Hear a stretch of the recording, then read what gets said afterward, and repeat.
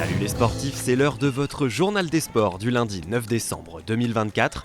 Au programme, La Roche-Vendée Basket rechute, Montaigu-Vendée-Boufféré solide en championnat et les féminines de La Roche-ESO efficaces en Détroit. Un mano à mano en cyclocross et puis des nouvelles toutes fraîches en MMA du bon gamin Cyril Gane.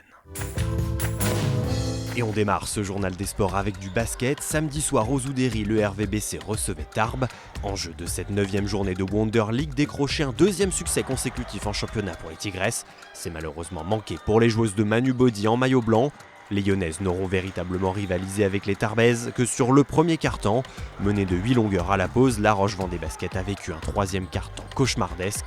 Avec 6 petits points seulement inscrits en 10 minutes, l'écart accumulé s'est avéré impossible à combler. Un trou noir et un non-match qui aura donc eu raison des Vendéennes. La Roche s'incline 43-71. Ce match-là, on savait qu'il était prenable et on savait qu'on avait l'occasion d'être à 3 victoires ce soir. Donc on se gâche une occasion de pouvoir élever notre niveau de jeu et puis surtout de remonter un petit peu au niveau du classement. Ce soir, Tarbes mérite mais amplement sa victoire. À quelques kilomètres des Oudéry, autre ambiance sur les terrains de volley-ball. Deuxième succès de rang pour les joueurs de Montaigu-Vendée-Boufféré qui se sont défaits de la Chapelle-Saint-Aubin. Face à la formation sartoise, les hommes en jaune concèdent pourtant le premier set, mais le MVBVB monte en puissance dans la suite de parties et recolle à une manche partout après un deuxième set disputé. Revenus à hauteur, les Boufféréens déroulent ensuite leur jeu, installant parfois un faux rythme dans cette rencontre, 25-19 puis 25-21.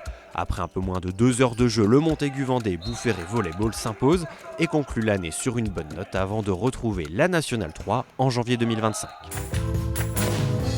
Elle retrouvait le championnat de Détroit féminine 3 semaines après la dernière journée. Hier, dimanche après-midi, les Ornésiennes de La Roche-ESO ont confirmé leur excellente dynamique. Invaincues depuis la fin septembre, toutes compétitions confondues, les Vendéennes ont disposé de la formation de Saint-Denis sur le score de 4-2. Une victoire symbolisée par une belle efficacité dans une rencontre souvent hachée par les fautes.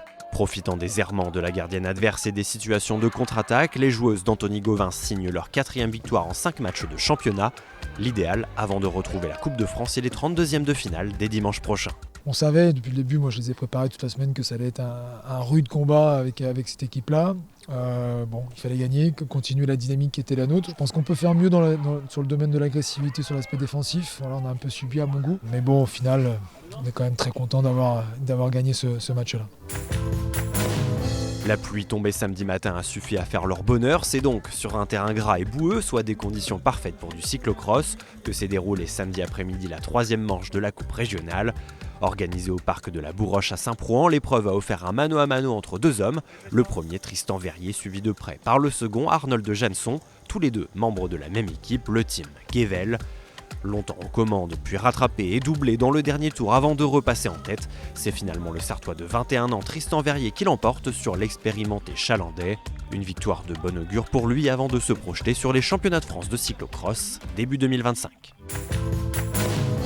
Et puis avant de se quitter aux États-Unis à Las Vegas, la fièvre du jeu laissait place ce week-end à la ferveur du MMA. Pour son retour dans la cage, 15 mois après son dernier combat, le Lyonnais Cyril Gane l'a emporté face au Russe Alexander Volkov.